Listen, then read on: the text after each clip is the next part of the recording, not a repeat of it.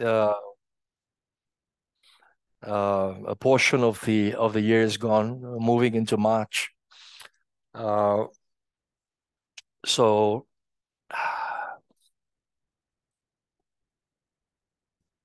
so whatever the itinerary that I was speaking to you about, uh, I'm thankful in a way. I was kind of like thinking recently. I was just chatting with my wife. The pandemic has also kind of pinned us all down, and particularly for myself and my wife. We have been really pinned down to the point that we virtually have the privilege of seeing both of my grandchildren growing up. And I can tell by the dresses that she wears, because what was lanky is starting to get shorter now. And they're growing up, they're putting on a little bit of weight. Nathaniel is putting out weight. And so it's strange that when I carry one, then the second one wants to be carried. So, I can't carry two. So my wife was actually joking. I said, if you're going to travel, you're going to really miss them crazy. I said, don't talk about that. Don't mention that. I said, you're going to really go crazy missing them. So anyway, so I'm kind of cherishing whatever the time that I have with them before the itinerary really starts to kick in. So when Mark saw the itinerary, I sent a tentative itinerary out to him because I told him, I said, this was just to kind of like, jar him a little bit and get him to get over with the business on my side between me and him. And he kind of like, he was almost kind of overwhelmed in his heart. He was saying that he said, I want to be in every of these countries that you are going. I want to be with you. So, so I think he finally managed to pull one out. And he said that, he said, at least let me have a chance to go to Mongolia. I've never been to Mongolia. So at least give me a chance to go to Mongolia. That's in October, actually. So hopefully he can also be there in the trip with me to Mongolia. So anyway, I'm just sharing a little bit of my grandfather thought and things like that. I don't know what is it like. I used to miss my family in the early years, raising both my sons, and so much of my time was traveling in other parts of the world. And so I thought that was part of the experience, as a father. And now, if I get to travel, so now the other part is being the grandfather. I don't know what's the emotion like. Anyway, so now we were in Galatians for some time, and this morning I want to return with you uh, to Galatians. And you'd be so kind enough as we turn uh, to Galatians for a moment.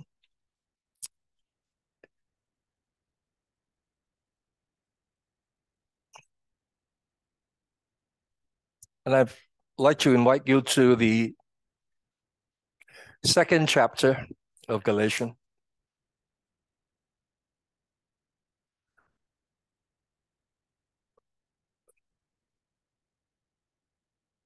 I suppose we left off, or I left off actually with this very simple diagram here. You may remember in our last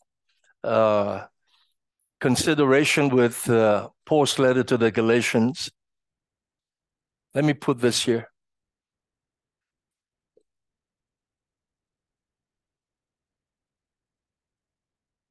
And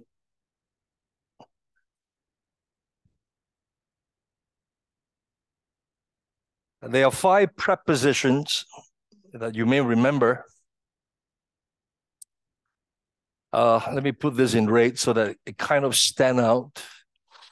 Some of you can still remember to, with, in,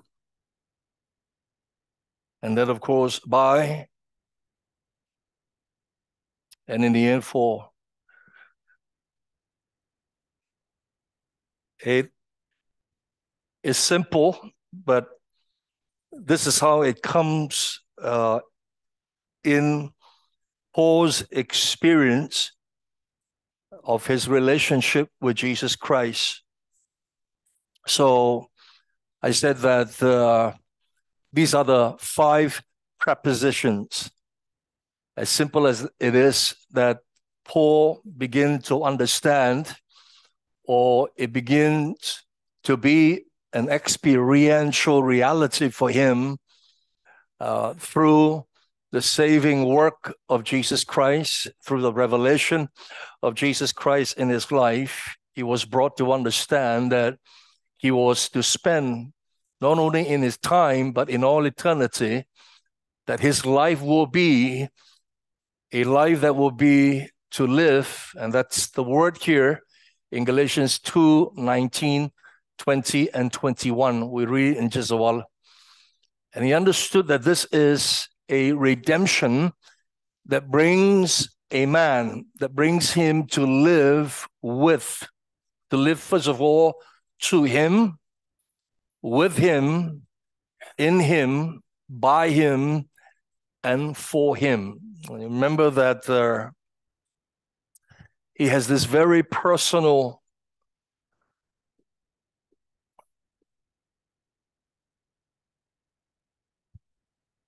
conclusion, and that's given to, of course, at the beginning of Galatians. If you could turn to the first chapter for a moment, when he says in Galatians 1:4, who gave himself for our sins so that he might rescue us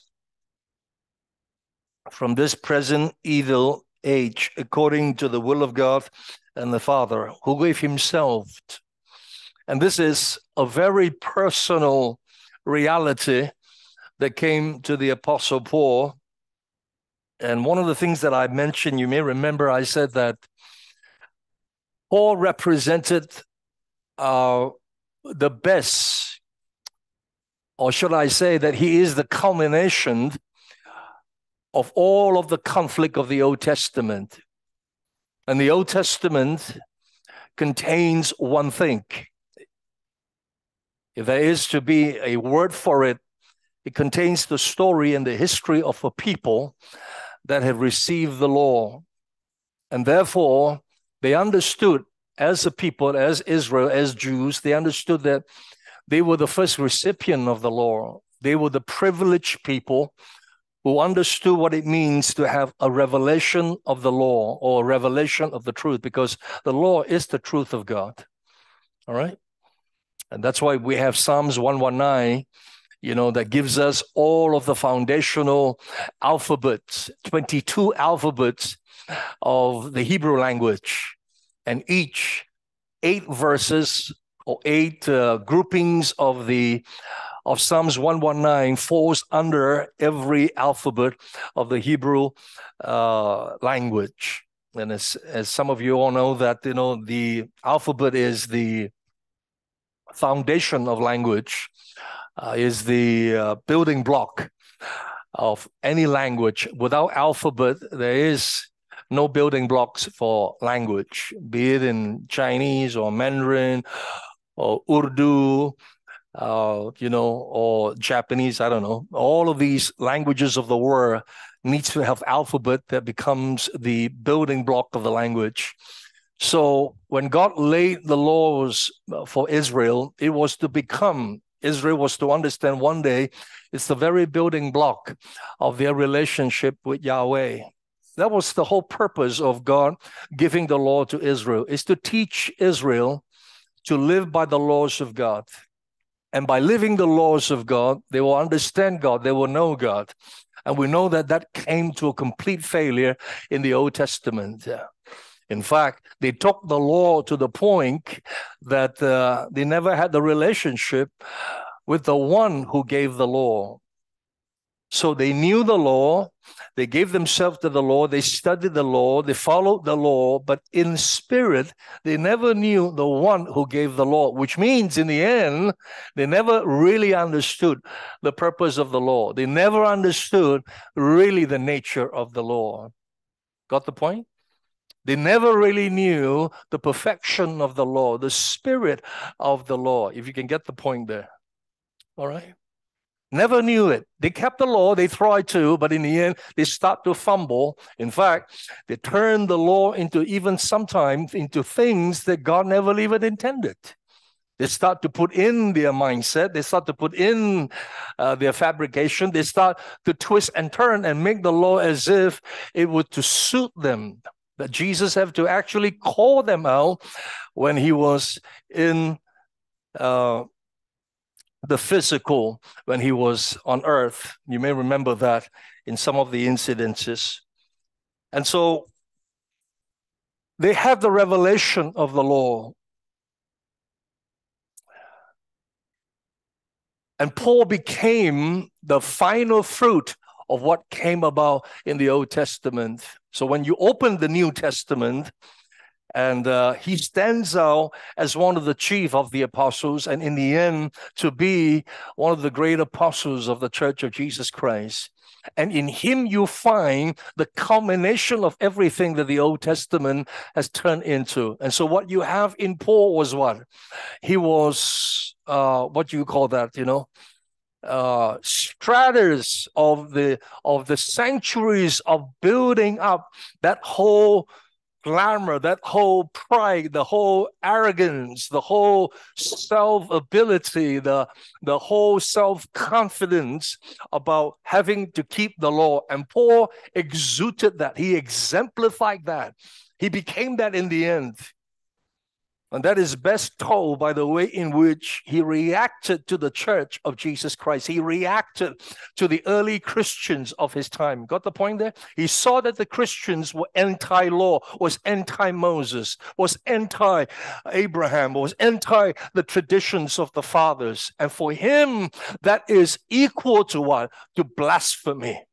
And anything that is equal to blasphemy to him means what? It has to die. It has to be put to an end. And that's why he was totally given to the whole destruction of the church. So given, if let's say that he was not met by the Lord on the road to Damascus, this guy would have gone all the way, to whatever end that he's going to perform or to do in order to stop the growth, in order to stop the propagation of the message of Jesus Christ in the early church. So understand that when it broke into him, when the revelation of Jesus Christ broke into him, came into him and invaded into his life, what actually shocked him, what actually destroyed him and devastated him was this, that he has received the revelation of the law, but he has never received the revelation of the person who gave the law. He had the revelation of the truth, but he has never had the revelation of the person who gave the truth. And in this case, the revelation of God himself. And that was to be the turning point. That was to be, in his own words, in the same epistle here in Galatia, he calls it the new creation. That when Jesus Christ did this in him, God created in him a new creation. God created in him a new creature. He was recreated. He was not pacified. He was not explained. He was not progressively changed. He was not reformed. He was not persuaded. He was not reasoned. You know all of this? He did not make a decision. Today when we do evangelism, we always say that you bring a person to a point so that he would decide for Jesus. It's not in the Bible. How can a man in the end come to a place where, are you ready now? You decide to follow Jesus? You decide. Who are you? Who am I? Who is any one of us that we have to stand in a certain place in our lifetime and say, I think I'm finally decided that I can follow God. Some of us, we don't even know the hubris. We don't even know the kind of arrogance we have become that we have to decide. We decide for Jesus. We decide that I want God. I've decided that it makes sense for me to embrace the gospel. I've decided finally everything seems to make sense. It's all click in my head. After all the years of my thinking, finally, I'm going to embrace Christianity. That is not the New Testament. That is not the beginning of the gospel. This is not what Paul understood. He understood that the gospel broke into him without his permission. He understood that he was conquered without his knowledge.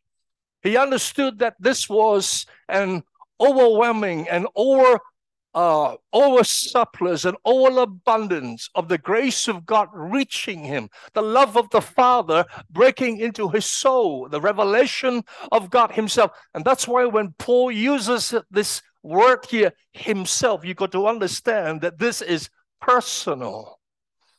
He understood finally it's personal, that God in Jesus Christ, the Son, became personal to him. He had the revelation of truth all his life. He built his entire life growing up, understanding that this is the truth that will define him. He has defined a nation, and he will define even the world. Jews all know that. They all knew that they are the couriers, courier. They are the couriers of the laws of God to the nations. They know that they are to be a witness nation to the nations of the earth. They knew this. They knew that this was the foundation of their national existence. So this is in his mind, that his mission in life was to propagate the truth, because we know the truth. And this is the reason why some of us don't understand that, because they know the truth. They have the revelation of the truth. And that truth had made them to become what they are today. They are the one that gave the word Albert Einstein. He gave the word Sigmund Freud. Gave the word Karl Marx. Do you know they're Jews? They're not Chinese. He gave the word Steven Spielberg. And we can go on today. They built the very fabric of the modern world. And this is a people who have received the law. And this have turned within them, in their conscience, in their psychic, in their mindset, in their whole shaping of their humanity. And they are one of the smallest people as far as world population is concerned, isn't it? They are no more than 22 million? There's only about close to 11 to 12 million in Israel today. In that country, scattered in different parts of the world. New York has probably 1 million, or other parts of America and different parts of the world, but together they're basically less than 25 million. Malaysia's population is even bigger than them. But the point is that they understood this, and Paul understood this growing up, but the revelation of God. And this is what I want to bring across to you here. And this form the very crux and the essence of all of Paul's writings. And I was just speaking a while ago to Stephen. If we don't understand this, saints, we don't understand so much of what Paul actually wrote. We'll miss this. We miss actually what Paul was trying to communicate. And for this, he suffered. For this, he paid a price. For this, he was misunderstood. For this, he was in the end left so alone, to the end when he said, all have left me. And more so among his own people. Why? Because he came into him, as he wrote now to the Galatians, he say, who gave himself. So Paul saw that the coming of Jesus Christ, the gospel of Jesus Christ, the glorious gospel of Jesus Christ, that Jesus brought from the Father was God communicating, was God redemptively showing to men that he wants to be received. That's why one of the things, before I get to where I want to take you in Galatia, I want you to move. I'm supposed to read to you a little bit later, but since we're here with it, turn with me to Romans for a moment. And there's so much of similarity between the two letters, or should I say, in the essence of its content. The writings of Paul to the Romans and Galatia has almost a parallel. I want to take you to Romans 5 and watch. This is the first time Paul uses this. Remarkably, he uses this particular word translated for us in a very simple English word that we all seem to understand. Chapter 5, in verse 14, he says, "Nevertheless, death reigned from Adam unto Moses, even over those who have not sinned, in the likeness of the trespass of Adam, who is a type of him who was to come. But the gracious gift," this is the first time that Paul uses that word. He said, the gracious gift. He saw that redemption. He saw that the gospel. He saw that the person of Jesus Christ was God's gift. Now, this is humbling for him. It was a gift. How many of you know that when something becomes a gift to you, you take no credit? Got the point now? And listen, and for a Jew, he understood it far more than any of us Gentiles, because the gift for him, the gift as a Jew, came from what? Came from a promise. Remember, the Jews all understood that God gave Jews promise. They understood promise because they understood the story of Abraham. God promised Abraham a son. Got the point? God promised. So Jews understood it, but it's all in their heads. It's all in their heads. And that's what you and I need to understand. I make a point in our last meeting together. I said that the revelation of the truth won't save you. The revelation of the truth won't save you. The revelation of the law that Israel had didn't save Israel. And that was the thing that hit the very heart of the Apostle Paul, that the law did not save him. Because God never intended the law to redeem a man. You can keep the law all you want. You can glorify yourself and enjoy the fact that you kept the law and kept it perfectly and kept it to the best of your ability, but it has got no redemption virtue. It will not redeem you. It will not recreate you. It will not regenerate you. It will not give you a new birth. Got the point? So that's why Paul understood this.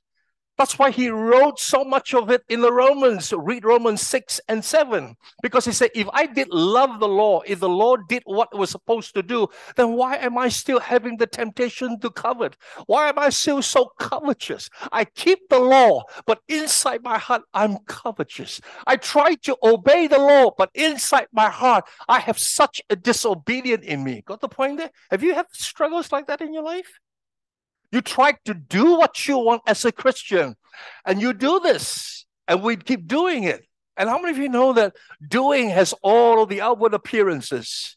Do it long enough, it can even become a habit. Got the point here? Make cake every Sunday and make cake for 20 years, and you will have a reputation of Madam Cake.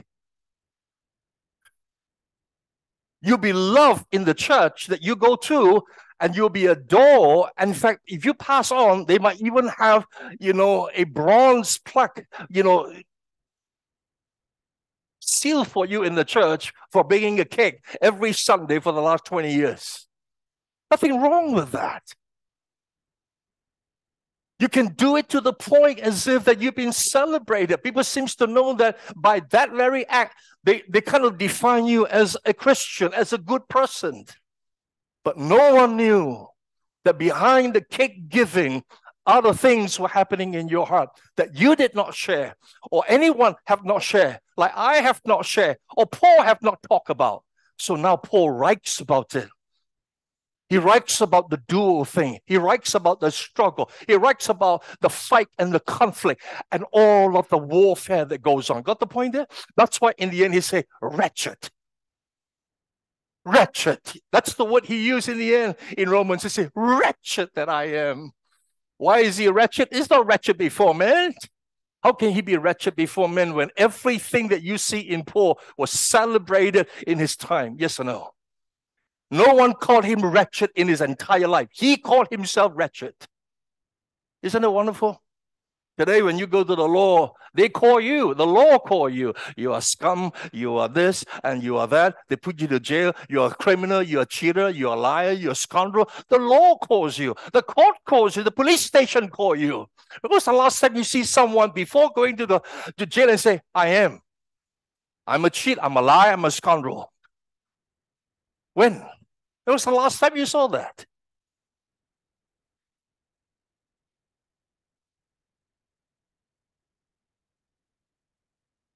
No one need to sentence him, or at least for Paul, because there was a sentence that happened deep inside him by the person of Jesus Christ. He saw that within himself, how wretched he was.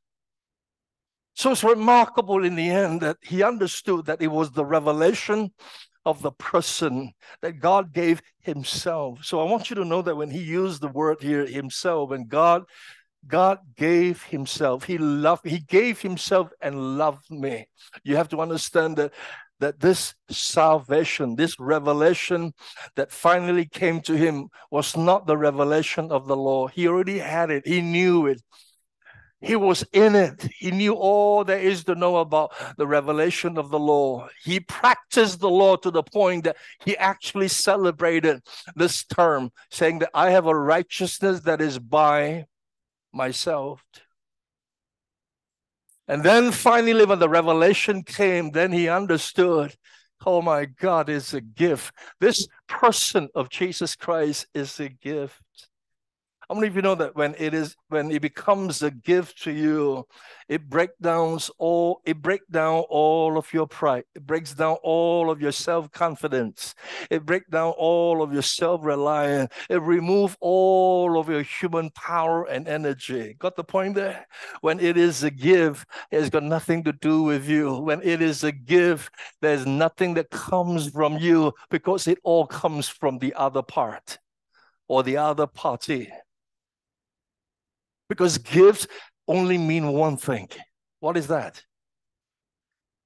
Gifts has only one thing for men like Paul. And that thing is, I have to be brought into a position and a place of receiving. You know, many of us here, we're very poor in receiving gifts, especially Chinese. We can give. Oh, receiving, that's a big problem. You give them 2 oranges, they give you 3. You give me 4, I give you 5. You give me 6, I give you 7. You know Chinese? Chinese are poor in having to receive.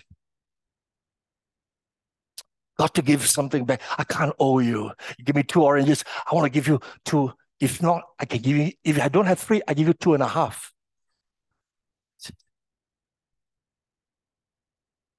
There's something about us that seems to think that there's something I need to do. I owe. Therefore, because I owe somebody.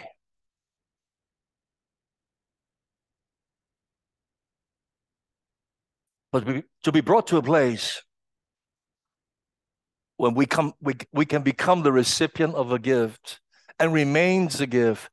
And Paul saw that for the rest of his life, this receiving of the gift was to stay in him an attitude of one who receives it as a gift. And that tells you why Paul was able to move from glory to glory, from faith to faith. Because someone who knows how to receive is someone who is ever ready for God to keep giving. Got the point there? That this receiving is not just one time and it's done. It is an attitude. It's a state of life. It is a disposition. He became a receiver and a continuous receiver and a perpetual receiver. He was a man that was brought to a place of such humiliation and humility to the point that he saw himself as someone who was forever be in a place of receiving. And so therefore God found a vessel. God found a son. He saw Paul as a son, like his own son.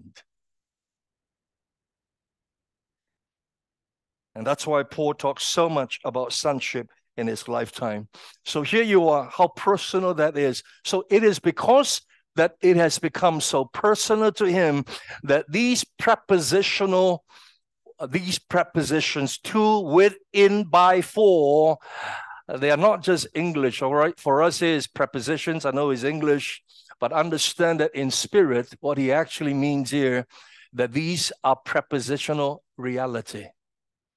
That's why the word live. And this is where we go back to Galatians 2. This is where we return.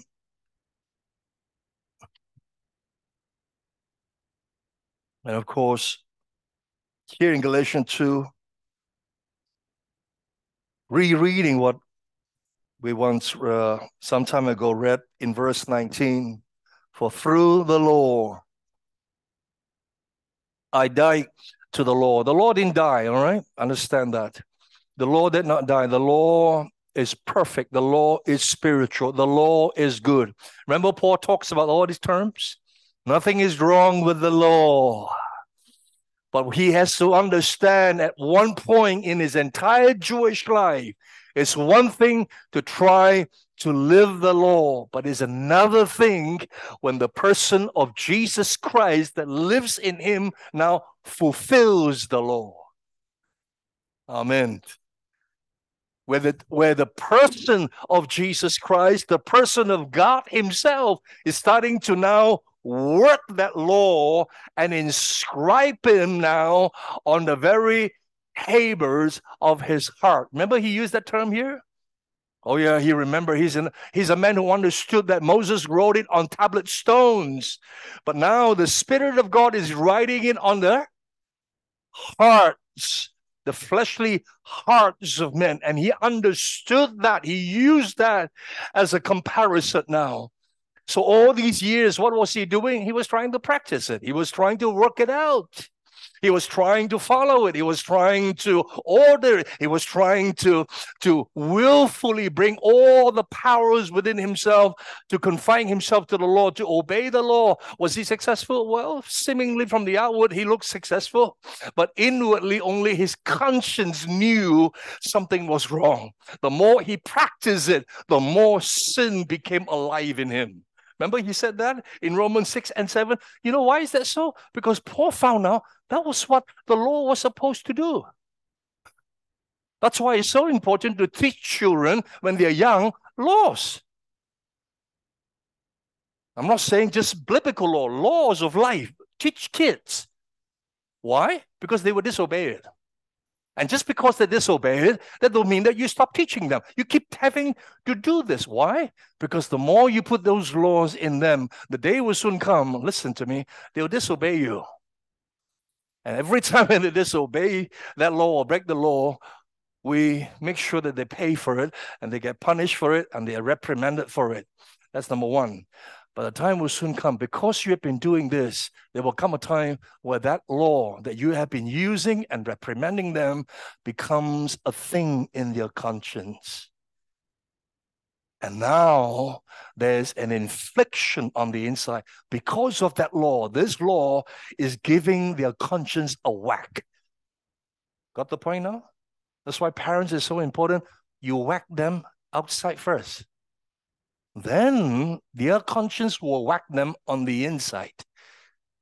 You know what's the problem here today? We don't whack them on the outside.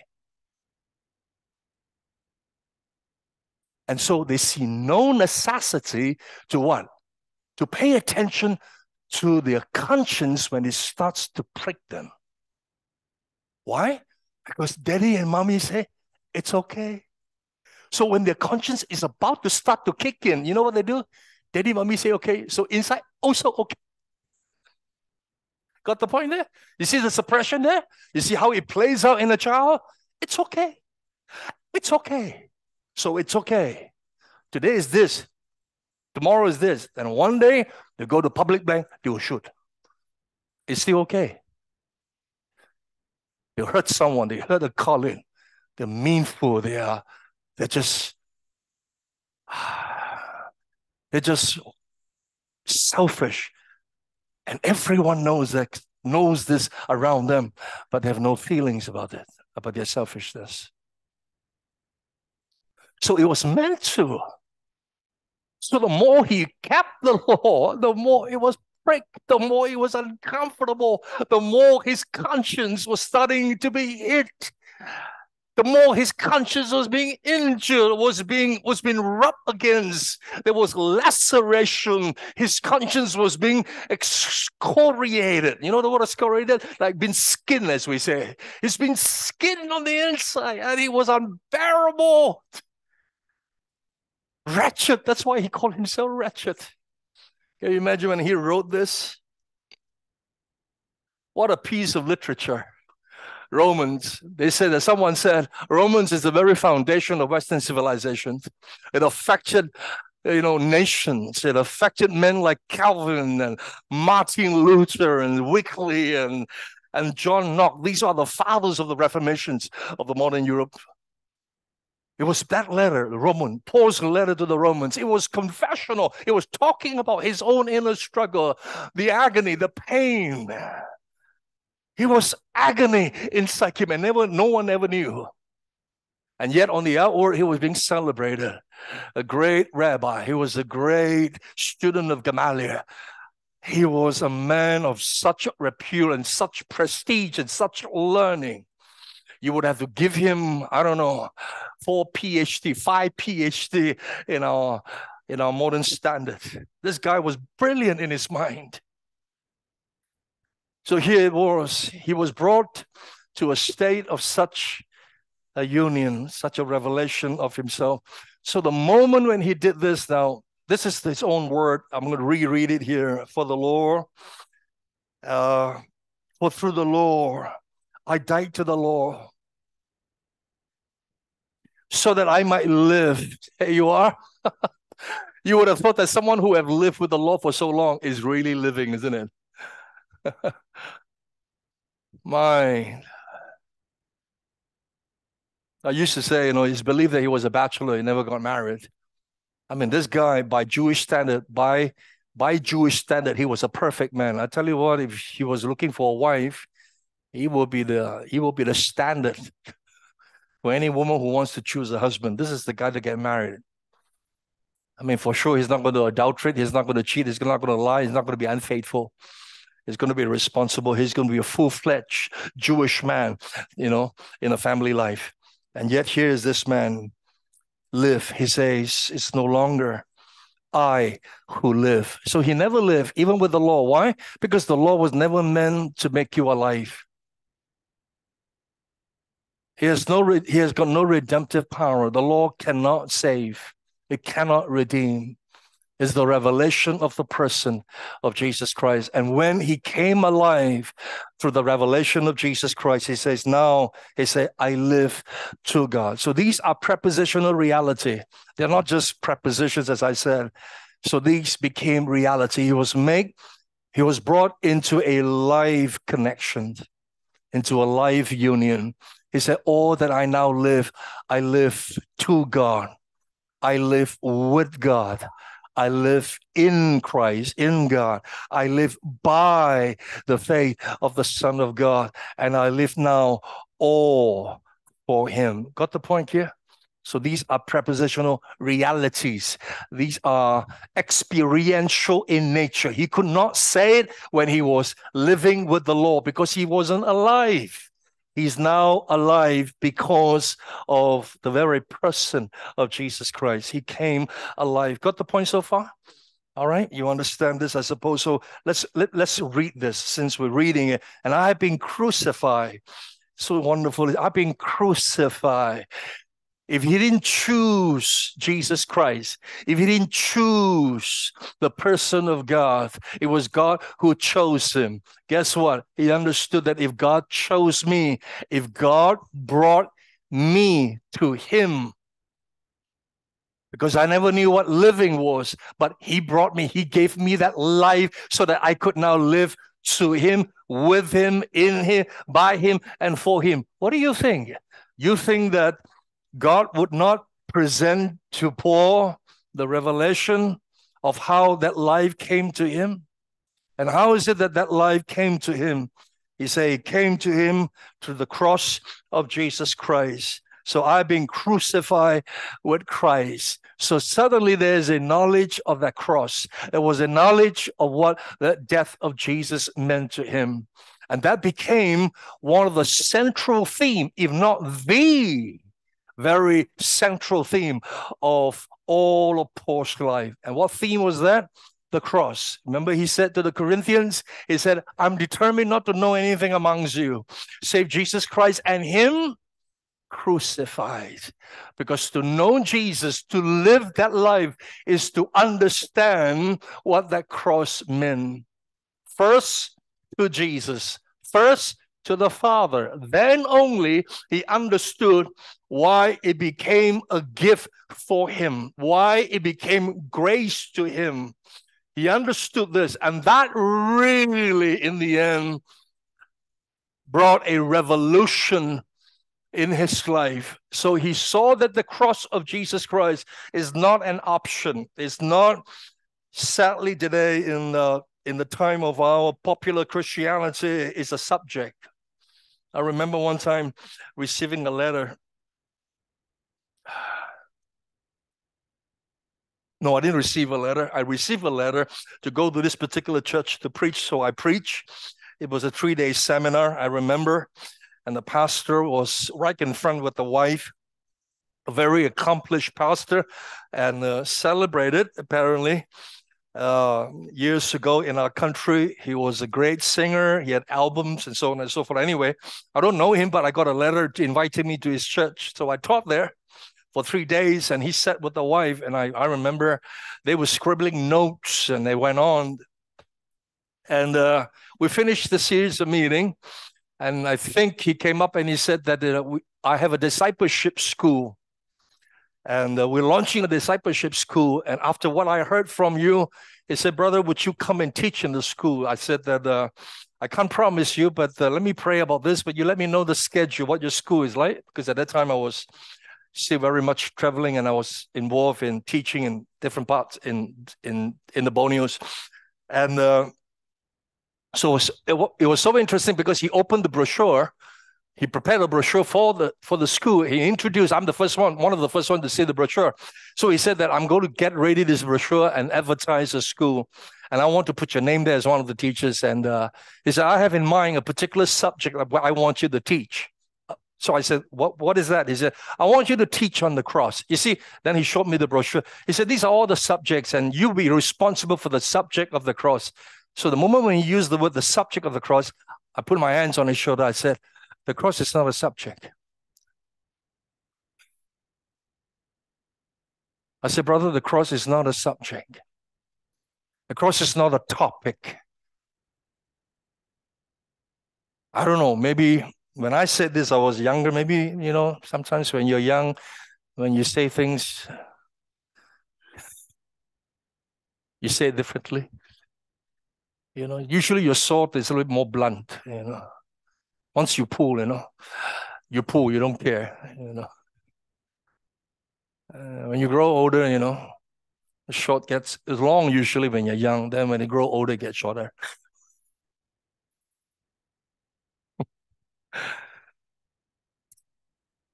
I don't know how I said it, but I said it. But I remember I said it enough to let him know that I meant what I said. I was so serious about it. I said, I'm so sorry. I said, brother, the cross is not a subject. I think he took it as I'm not coming. He took it as that I'm not coming because I said it's not a subject. So I for one moment, he closed the brochure. Oh, it's okay. Just close the brochure. I think he thought that I'm not coming. I didn't mean I'm not coming, or I don't want to entertain your invitation. What I actually meant is the cross is not a subject. That was a point in which I was referring to the matter at hand. It's not a subject. It's not a topic. It wasn't for Paul. It was a person. It was life. It was the very center and the very foundation of redemption. It was everything that the person of Jesus Christ is to be understood. And to know him is to know his cross. To live that life is to live with the understanding and the reality and all of its function and all of its power of what the cross is. That was what I was trying to say. But how can I mean, because I'm saying this here now, but I can't say it at that moment. And from that point, I never heard from him. So I was actually I actually wanted to call him, but if I call him, then I would make as though I'm trying to fish for an opportunity to teach in the school. So I did not. So what happened? What happened was years later, I bumped into him. And silly me, I bumped into him. He didn't see me, but I saw him. So in an event anyway, I went all the way up here and introduced myself. I said, hi. I called up his name. I shook his hand, and he just gave me fingers. He didn't shake my hand, he just give me the fingers.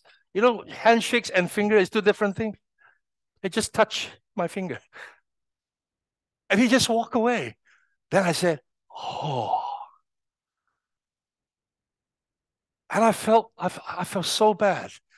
Then it confirmed that when I said what I said years ago to him, he took it as a personal offense. I didn't mean it as an offense. I meant it as a statement of truth. I wanted him to know that it's not a subject. We cannot teach as a subject. You cannot tell people to come to a school, to a class, to a meeting and say, my topic is the cross. It's not a subject. There's more living in the cross in a man without having to preach the cross for all his life. But the very life in which he lived is already cruciform in nature. It's already cross-centered in nature. You got the point there? I would rather that we live that cross far more than we preach this. First, we need to preach this, of course. So Paul saw that to live is to live with this understanding. That's why the next statement that he made to the Galatians, he said, oh, foolish Galatians,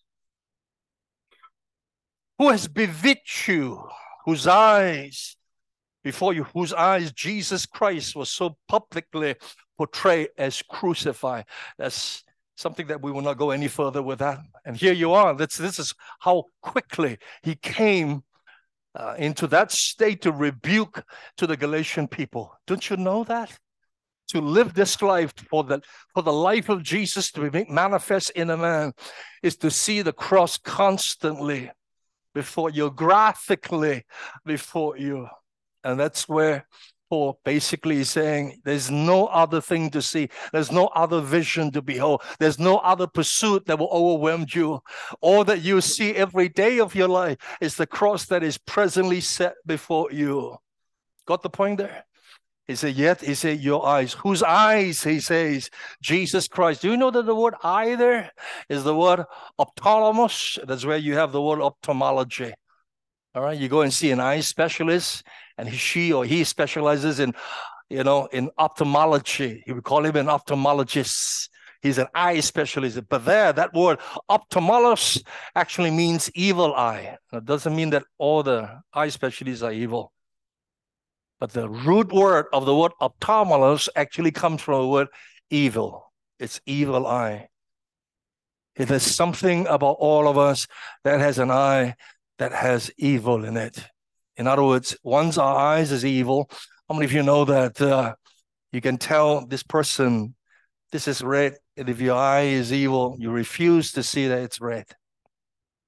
I don't want to accept it's red, it's something else. So there's something about sin in us that causes our eyes to be evil. Now, it's remarkable that then he says, it's no longer I who live, but Christ lives in me. The life which I now live in the flesh, I live by the faith in the Son of God, who loved me and gave himself up for me. Being loved. He kept the law for all his life, never understood being loved. Got the point? Kept the law all his life, never knew what it means to be loved, because the law cannot love you. The law doesn't have the function to make you feel that you're accepted and you're being loved. The law don't do that. You got the point? It's so important. That's why one of the psychological impact, if you were to study criminology, if you study serial killer, what was the guy's name? Called Bundy. Yeah, Ted Bundy. All these men that became serial rapists, killers, and a lot of these men and criminals of that kind, and in the dying days and just before they walk into wherever they are going for their death sentence, they will confess before psychologists or before men or sociologists. And usually, so many of them, they trace their back, and somehow they come from religious background. They come from strong parents, strong father, strong mother, mostly strong woman. Weak father, strong woman, they take over.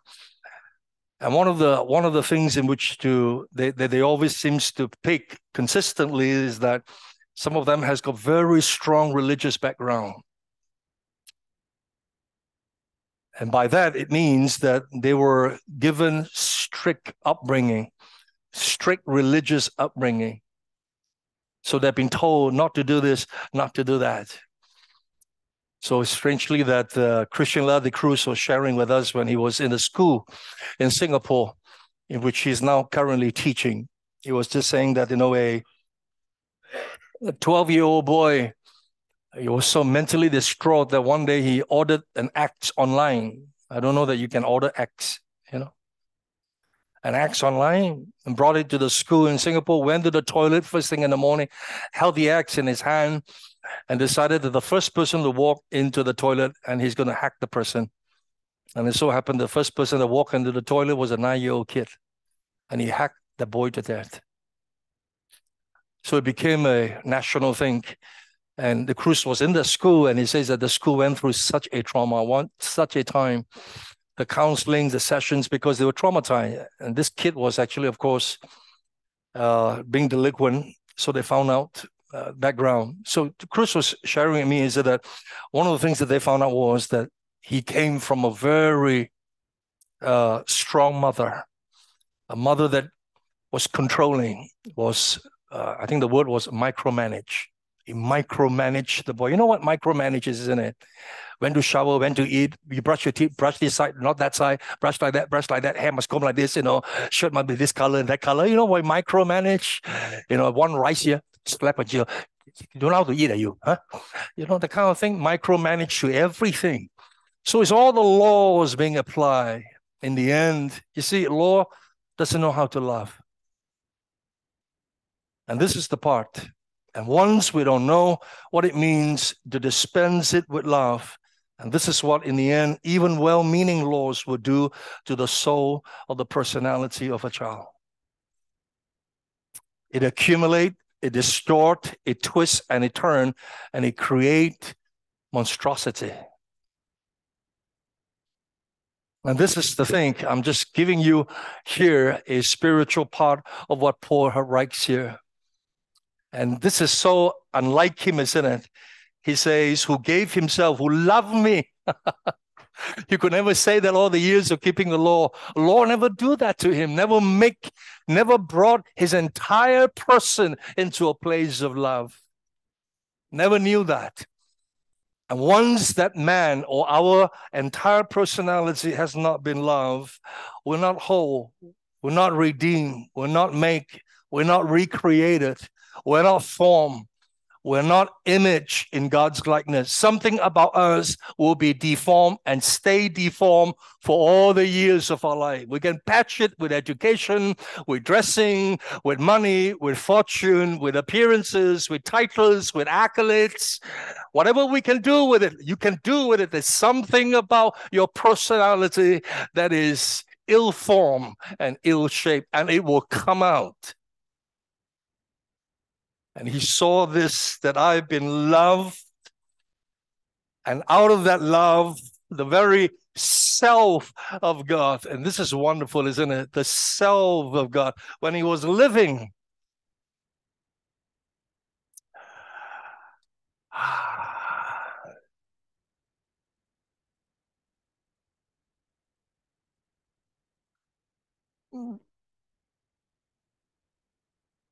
Never understood himself, never understood the forming of his personality. It took the coming of the person of Jesus Christ to awaken this entire self-life in him, this life that makes him who he is. And this is the next part, or the last part I want to share with you now. And so he went on to say, who loved me and gave himself for me. I do not set aside the grace of God, for if righteousness comes through the law, then Christ died needlessly. Now, I want to take you to the final part here, which is in chapter 4 of Galatians. This is important. And because of time, I'll do what I can here with you in this particular portion of Galatians 4. Now, very important. Let me put this up here, self here.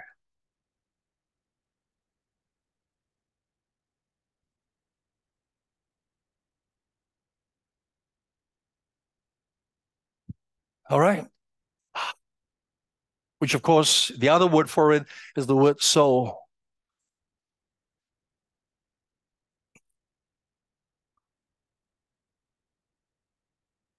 Personality, soul, right? The moment that he was brought into this person, the revelation of the person of Jesus Christ, he came into a life that he never knew, but it was not a life that he thought through the law. He understood. He thought the characters of God was like that. The ways of God was like that. He has enough of all of the Old Testaments and the laws of the Old Testament to kind of give him an inkling about the very character and the nature of God. But he never really, in heart and in spirit, knew God, because that cannot be taught through the head. It cannot be taught through the education of the law or the process of the law, because it has to be given by God himself. And that he did through the revelation of Jesus Christ by the Spirit that was in him. And the moment when he came into that life, when he was wakened, when he was recreated and quickened into that life, he found out that that life can only be lived in the union and in the relationship through, with, in, by, and for him. So these prepositions simply mean this: communion. These prepositions simply means union. You know the word union? It simply means oneness. So there is no life apart from him. There is no living apart from him. There is no self. You can't. There's no change about yourself. There is no transformation of yourself apart from him. So everything that this self or this person is to become is only because of a union. It cannot be on its own. The soul of a man cannot be on its own. The person that you and I are cannot be. We're not meant to be on our own. That's what I meant when I said we were not born to prosper in life. We were born to be redeemed. We can't. You can do what you want with your personality. You can do this. My young brother there studies psychology. All right? And that's why every generation we have to come out with new names, with to put on, syndromes and deformities and malfunctionality. We have to find new names for the person that is constantly changing. It's a crazy world out there. This generation, we have to put on what called woke in the dictionary. There's no woke in the dictionary. And so he understood that this self, this very person that he is, can only be lived and will only understand what life is if he comes into union with Christ himself. Now, remarkably, and this is how I need your concentration here. Here in verse 21 onwards of Galatians 4, Paul uses what is known as an allegory. You know what is an allegory, isn't it? An allegory means that something in the past, albeit a material, be it a narrative, be it a story, which of course in this case took place in the Old Testament, is being used to illustrate and to tell of a spiritual meaning. It happened, it's real. It was a very physical thing, because that's exactly what happened to Abraham. And what happened to Abraham? Abraham's life was given very much. His whole life was actually centered very much while he was sojourning the journey of faith, was centered between the two women, isn't it? One was Sarah and the other was Hagar. Very central to Abraham's life.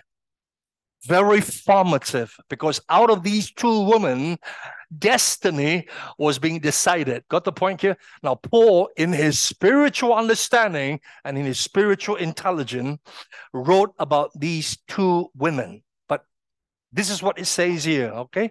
I'll spot read here, because now he's telling those guys, you want the law like me?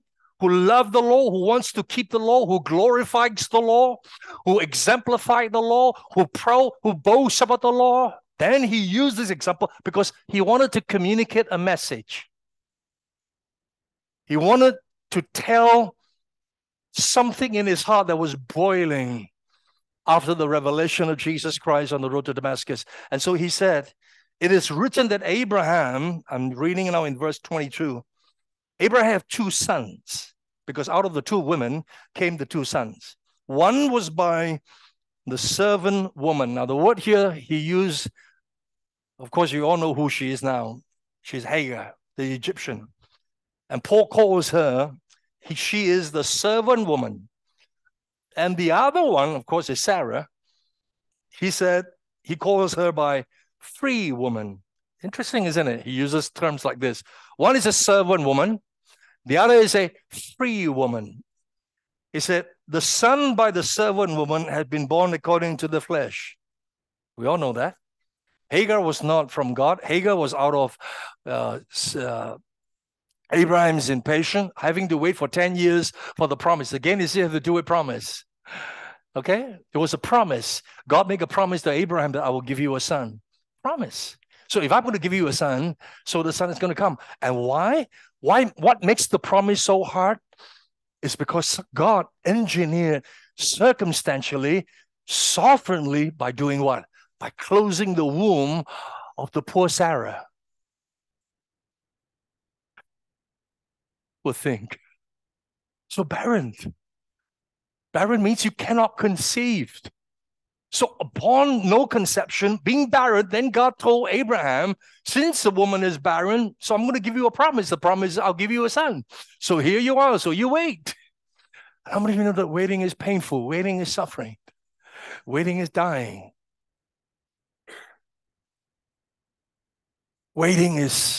Waiting drags everything to the end until it dims away. Sometimes hope, sometimes promise, sometimes all of the well wishes, sometimes all of the wishful thinking, whatever it is.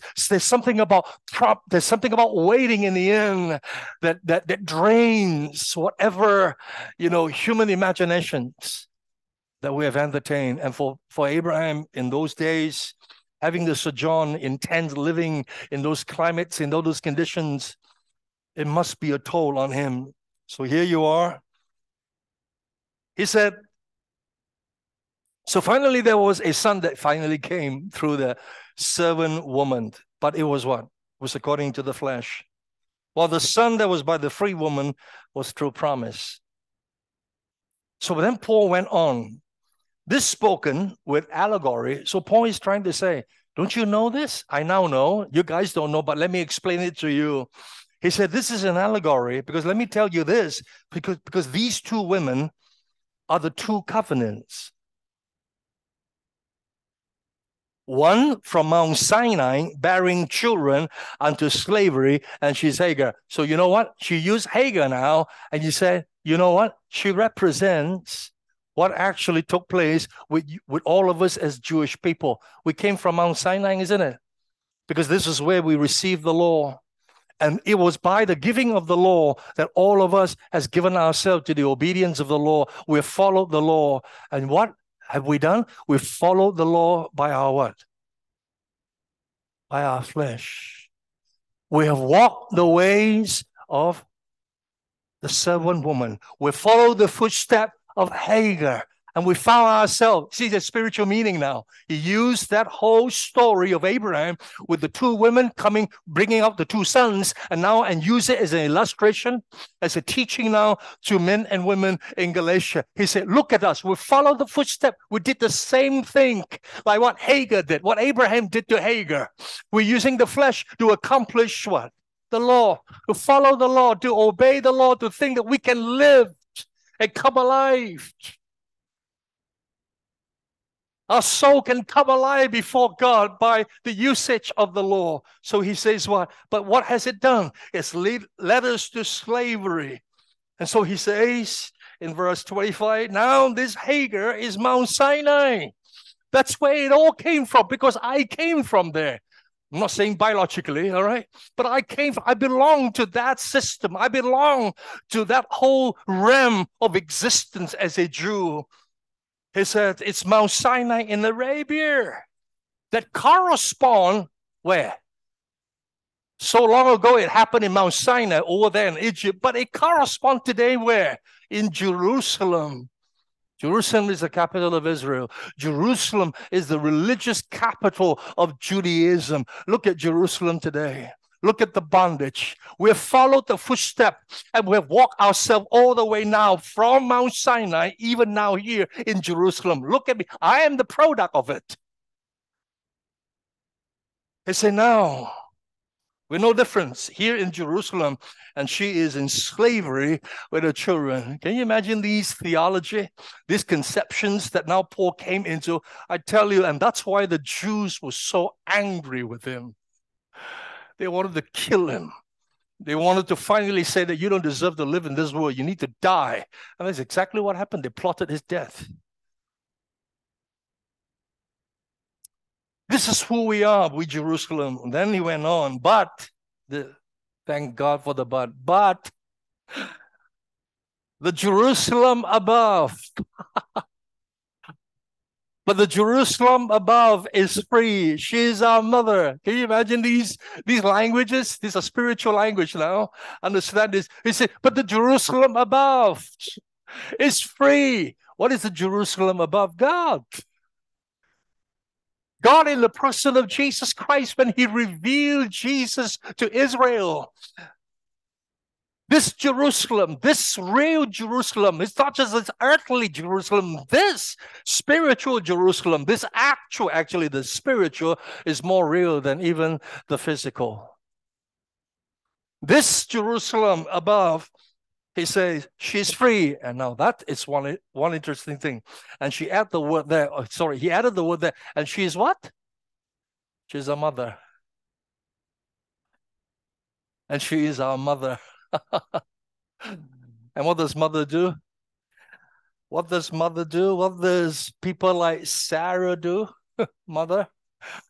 When you're married, when you're a married woman, what's the one thing that you long for as a married woman is to become a mother, to fulfill the role of motherhood, to share the joy of being a mother, to know the instinctual thing in your womanhood is to see offspring, is to see children produce from you.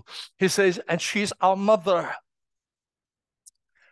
And then immediately he shifts into the prophecies of Isaiah in Isaiah 54 and verse 1. And what is that prophecy? The prophecy is, rejoice, barren woman who does not give birth. When was the last time you saw a barren woman sing like that?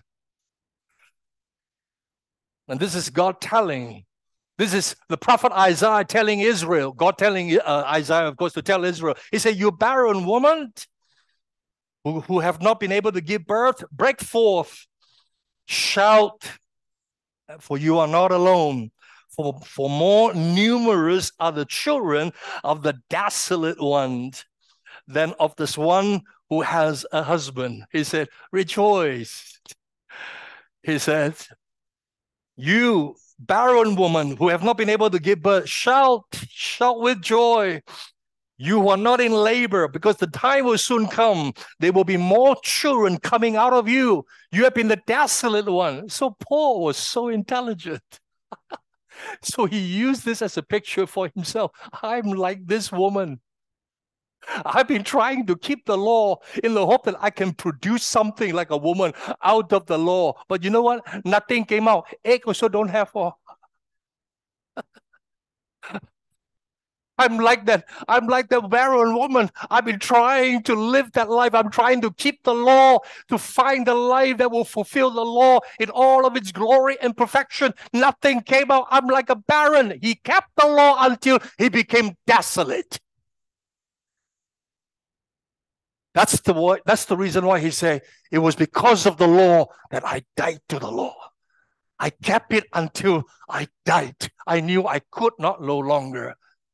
I could no longer keep the law. He was desolate. He became desolate in the end.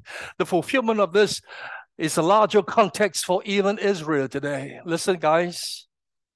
This is the modern history. This is the story of Israel.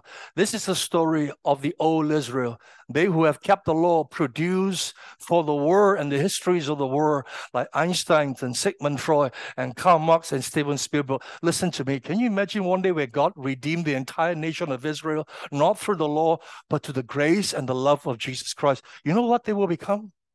Now with the law, they become like that. Now with the law, they have become what we see them to be today. Your ways is through the Jews. Your drones flying around the world are through Jewish technology. The NASDAQ has almost more than half of the companies are registered because of Jewish inventions and Jewish companies.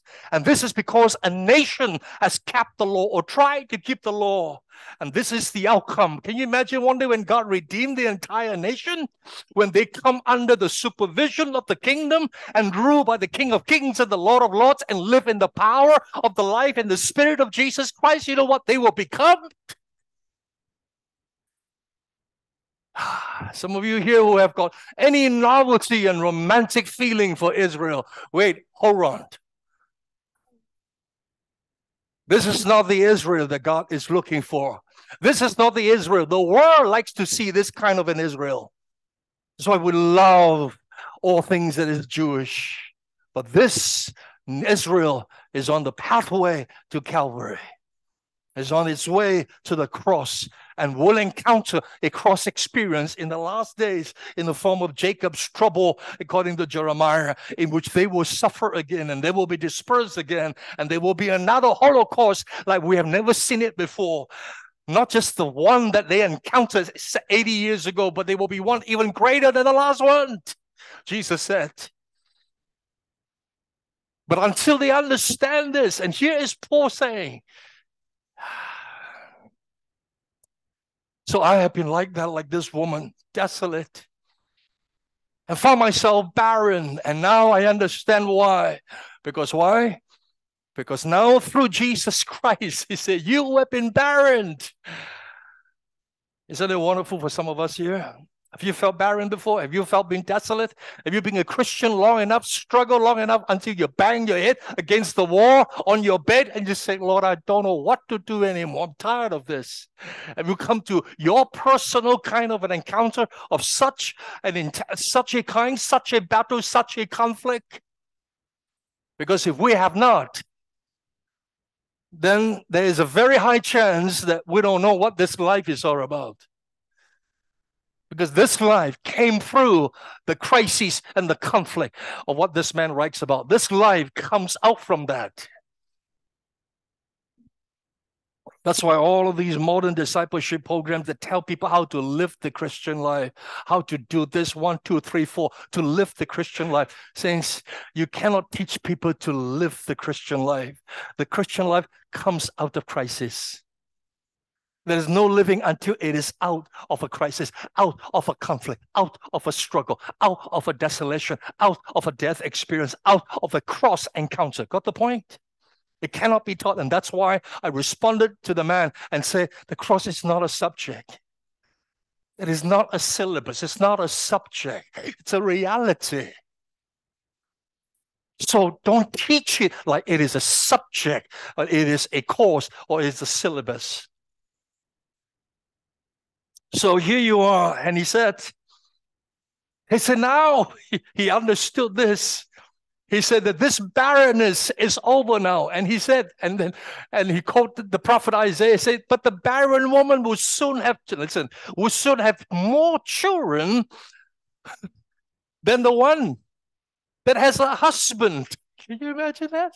There will be more children that will come from this barren woman. So he's referring now to himself. Of course, one day by the way, he's also referring to Israel as a nation and as a people in the future. But he's now referring to himself. He said that he will have more children. Now, what is he referring to? This barren woman is going to have more children. He's referring to now I'm going to put this to you. He's referring to the transformation. He's referring to the growth. He's referring to the forming of a man's personality. He's referring to the life in which now he lives in union with Christ.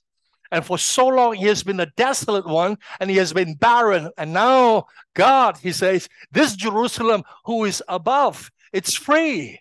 And not only is he free, she is our mother. What does mother do? Mother conceive and mother gives birth. It is in this life that God begins to put into the person, into the soul of a man, the seed of the very person of Jesus Christ, the seed of the personality of Jesus Christ. You got the point so far? That God is going to grow in a human person the very personality of Christ himself, that God is going to grow the soul. He's going to form. And that's where I said that there are two words found in Galatians. One is that I travail that Christ be what? Form. Past tense.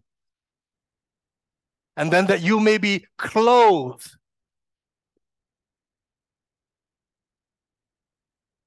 There's two words that Paul used in relation to Jesus Christ, that Christ be formed, that Christ be clothed. So when he is formed and when he's clothed, where is that? Where does that take place? It's in our personality. So redemption is the basis in which God begins, listen now, to form and to clothe your person.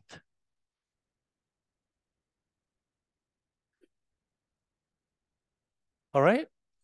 The person, this life that we live now as a person, we cannot clothe it and we cannot form it by whatever ways and means. No education, no teaching, no rehab, no drugs, no medication, no university. Nothing is going to form you. The basis of which God intended to remake our personality, remake our soul, is through the redemption of Jesus Christ.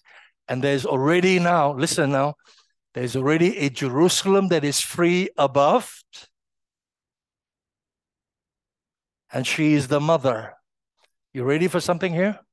Have you ever read this particular verse in Romans that for a long time, you've always read it, and you wonder, in certain way, where or what is it referring to? And I will take you that. Romans chapter 4, verse 17. It is written, Romans chapter 4, verse 17, a father of many nations, if I make you, talking about Abraham, in the presence of him whom he believed, even God, who gives life to the dead. This is Paul writing. He understands what it means when God gives life to the dead, because he understand it, he understood it, because he was in it. He was dead. He didn't die because he was doing wrong things. He died because he was keeping the law, to the point that he knew this was going nowhere. It was good as death. So here you are. He knew he was in this kind of a state. He said, who gives life to the dead. Ready for this? And you have always been, as I have, we have read this, and calls into being that which does not exist. Now let me read it to you in the literal translation. He said he gives life to the dead. And the moment when God gives life to the dead, this is what he does. He calls the things which do not exist as existing. Once he gives life to the dead, God starts to call things that is not there as if it is already living there. What's he calling? He's calling those things that is not existing as though it is existing. What Paul actually meant is this: there's already a personality that God is awaiting in the above. That's already a destiny that he sees in all of us that he wants to form and turn into, and it's already now in his presence. That Jerusalem above is free. It's waiting. And you know what? And God is now, through redemption, while you're here on earth, he's expecting and he's calling forth that very personality. It's not in you yet. It's already seen in him, in the glory and in that place of that Jerusalem. And you know what? She's the mother of us all. And this mother, God himself, through the Spirit, is that mother, is wanting to form that personality in us. You got the point now? Got the point now? Got the point why? You're not supposed to just die, and all you want is that when you wake up, you're going to be in heaven one day. God is not interested about you taking you to heaven. He's interested in what? In saving you to make you become that which he has already what? Formed and ready to make you into. It's already prepared. It's already in its shape and form. I don't know how to put this out to you. It's already in its blueprint. He's waiting for it to come forth in the person of Jesus Christ. And that spirit that he sends from Jesus is likened like a mother nurturing and bringing forth that very soul and that very personality in you. So he's waiting, and constantly, what is God doing? He's calling forth. He's looking at our lives and waiting for that very thing. It doesn't exist for now, with all of the struggle, with all of the tribulation, with all of our failings, with all of our weaknesses. We're not there yet. But God is looking, and he's now waiting for that to come forth. That which is not there yet, but he will treat you in relationship and in life as though it's already there. That's why once in a while God comes in by his presence and by his word to give you the encouragement and give you the comfort. Why do you feel encouraged? Why do you feel lifted? It's that God is concerned that you be lifted in your heart to know that that shaping and forming is continuing, is taking shape now. Is suited into that mothering that is going on. He already has the blueprint. And that's why we don't lose hope here while we are on earth. And that's why we are constantly being lifted by the hope that lives in us. Got the point? That's why you're able to rise again in any of the failure and downcastness, and when you're trodden, when you step over, and when the enemy have a field day with you. That is our hope. And this is what Paul said. She is there to mother. That's why when he understood this life, he understood this future that this life holds in him. The making, or should I say the remaking and the recreating of his personality, of his soul. And that's why he calls it a new creation. Not the one that your mother and my mother gave to us. Not that this world, this country, this political, this environment, whatever it may be that gives you, they don't shape you. It's not this that mothers you. It's not the politics. It's not the culture. It is this Jerusalem that is above, that is free. She is the one that's mothering you. So can you imagine, saints, poor soul, that there is a whole development, that is a whole maturing, that God is what? Is waiting in anticipation. In other words, God already see the end of your personality. He already see the end. He already he knows. So this is a little bit of a paradox, isn't it? How about so many of us who finally fail and never make it? I don't know. And that's why there is a judgment seat. And that's why there is going to be a judgment seat. What is the end of human history? The judgment seat. Where? Judgment seat. Where's the conclusion to all human histories in all of the decades in the millennium? Judgment seat. That's where we're heading for. That's why Paul said, just to understand that brings to you a sense of the terror that walks in your heart. And that's why, saints, it invokes such a passion. It overwhelms him. It fired him up. It consumed that man. That's why in every part of this man's life, this man understood that to live is Christ, and to die is more Christ. He mothers you. He is the one that's mothering now. You feel barren? I do at times. But in that barrenness, there will be more children out of the barren woman and out of the desolate woman, more than the woman that has a husband. Doesn't that rejoice you? I'm not asking you to look down on those with husbands, and you have no husbands, so you look down on those.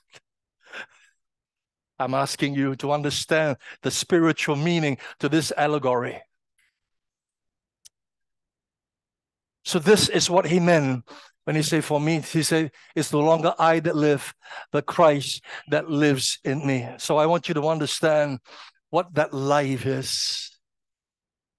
This is not a life of which a man is free to become what he wants. It is a life that is destined to a divine bondage, is destined to a divine conquest, that is destined to a divine control, that is destined to a divine kingdom. It's not a life of which, we're free now, so therefore, you know what? I'm free. So therefore, I'm free now to be what I want and do what I want and become what I want and go where I go and so on and so forth. It's not.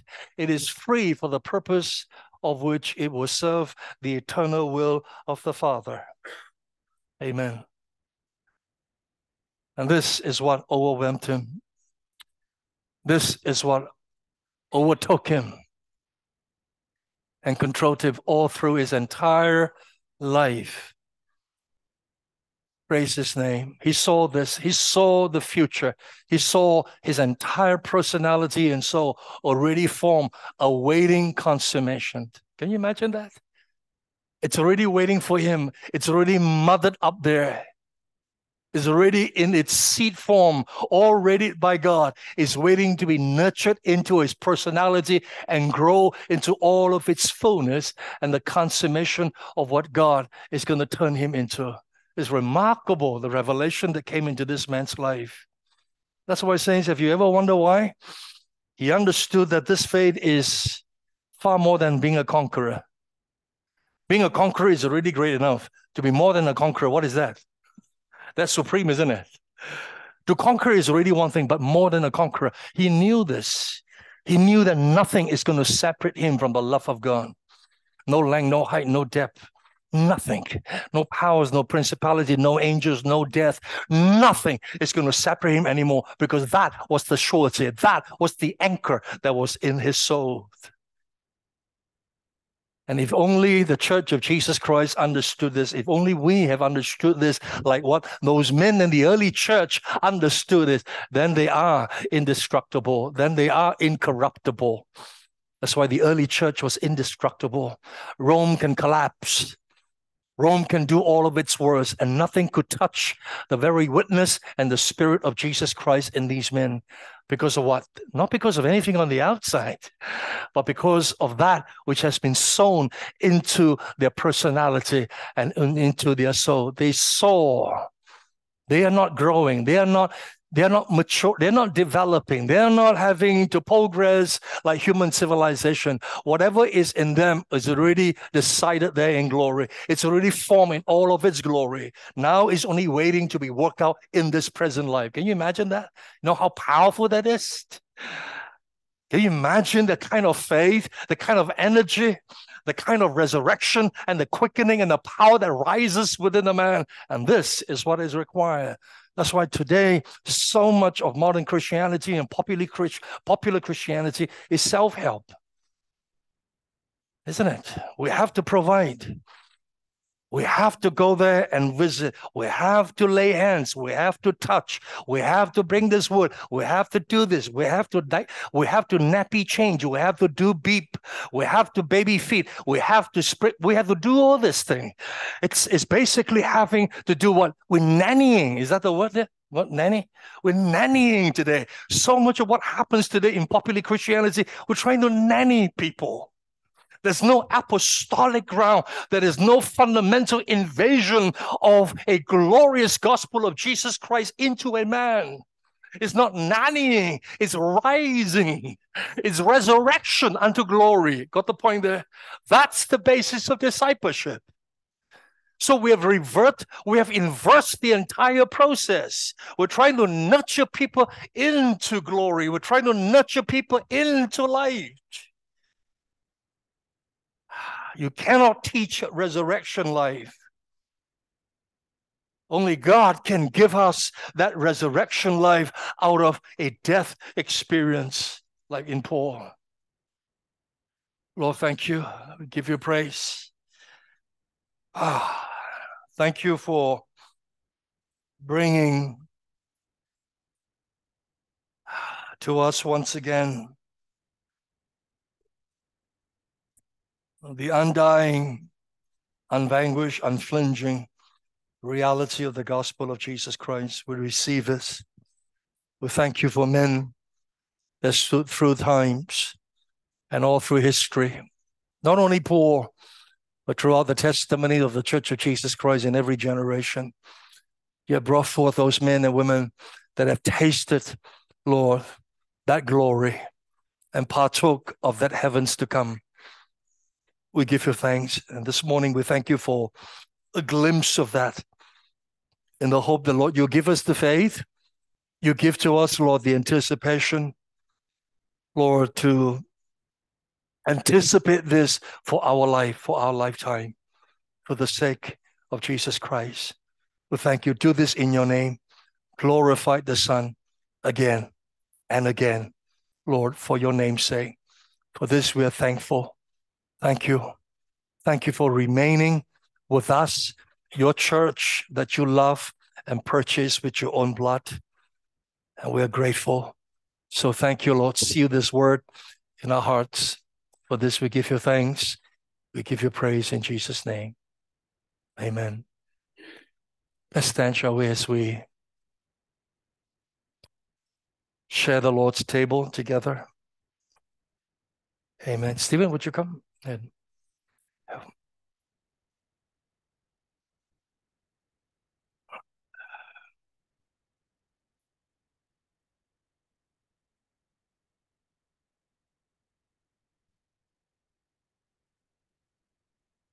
gracious you are, Lord.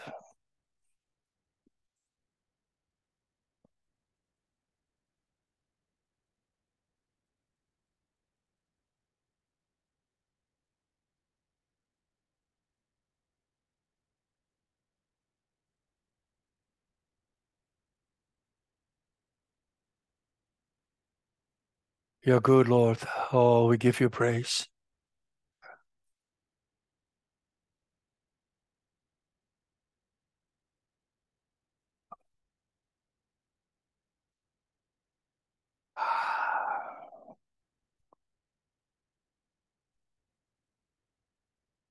Thank you, my God.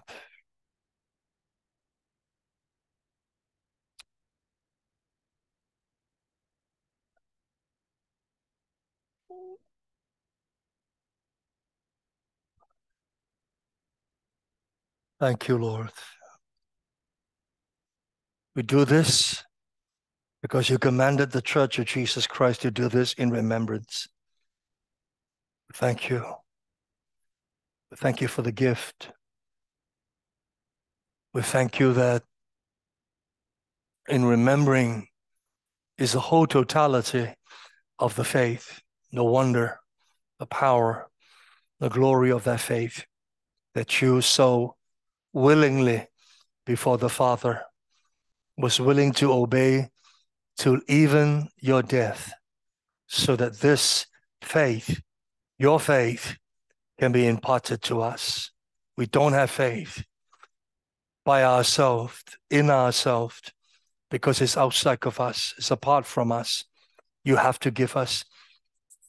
You gave us because of your obedience and through your obedience to the Father.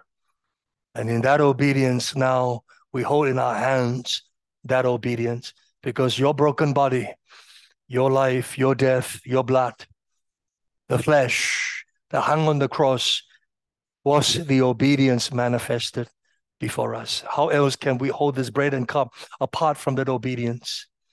Lord, thank you.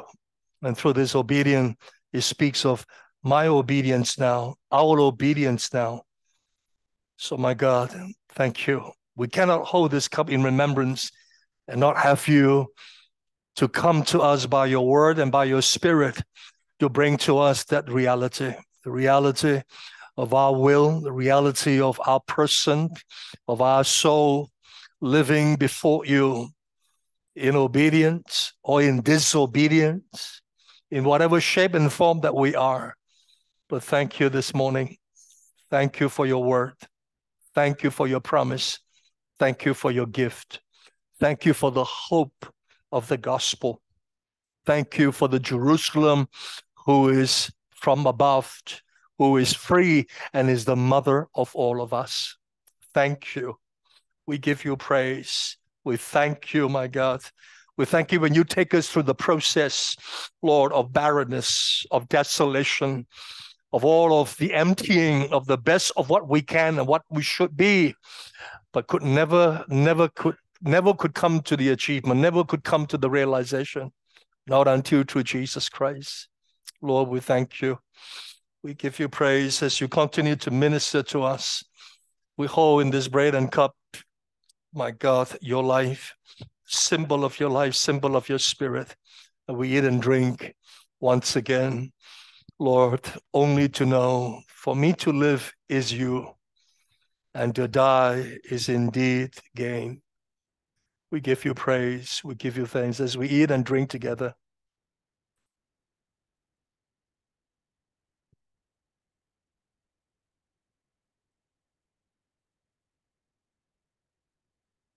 You're good, Lord. We give you praise.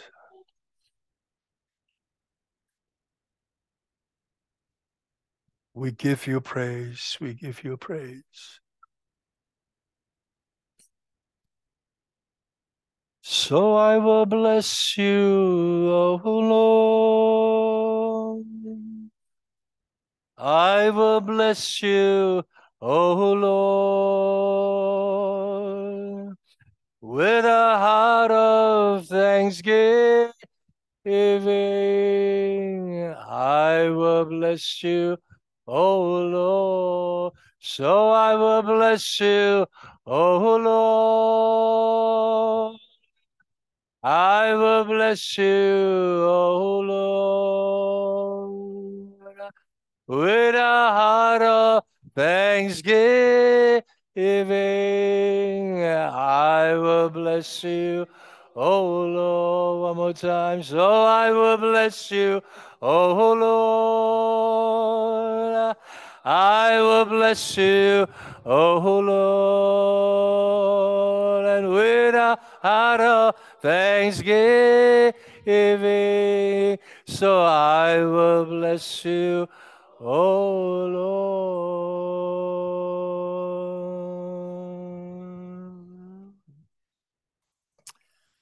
Thank you, my God. Remember your church in the nations, the witnesses that are there in Turkey, in Syria, in Ukraine, in the nations of the world. We thank you for the testimony of Jesus Christ, the spirit of prophecy at work in your people in every place where the twos and the threes are gathered.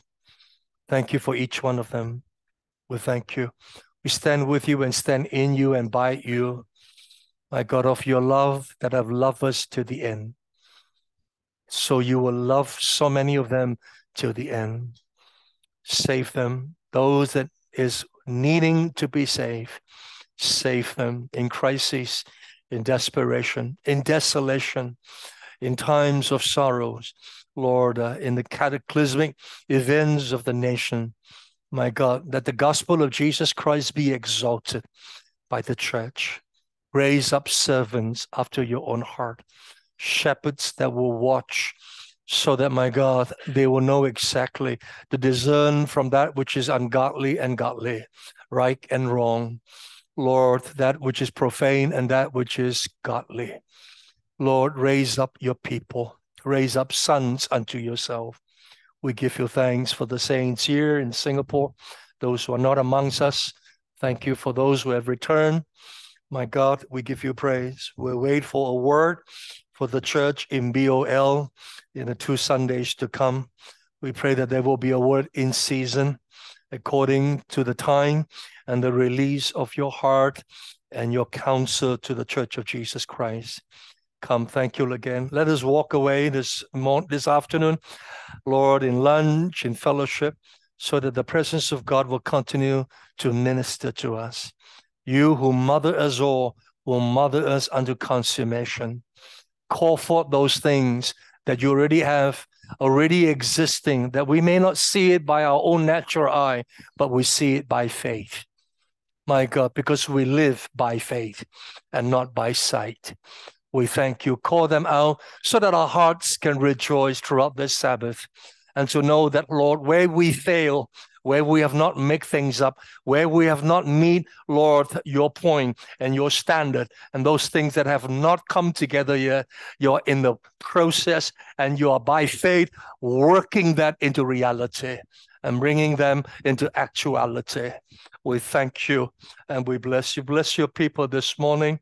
Those who are not well, continue to be with them, heal their bodies. Thank you again. Be with Anna in Singapore, even as she gets stronger. Be with Melissa and whoever is not amongst us here this morning, be with them. Thank you for everyone here, for families, for loved ones. Lord, thank you for decisions that are being made that are important for our lives, and yet while making them, we don't know where it's going to go. Lord, you are the Lord of our lives. So therefore, direct and lead. And when you lead, we don't always need to know. We don't have to see the entire picture because we live by that which you already confirm in our hearts. And that's the peace of the Father. So, Lord, for this, we give you thanks and we give you praise as you go with us and bless our time and our lunch together. We give you praise in Jesus' name.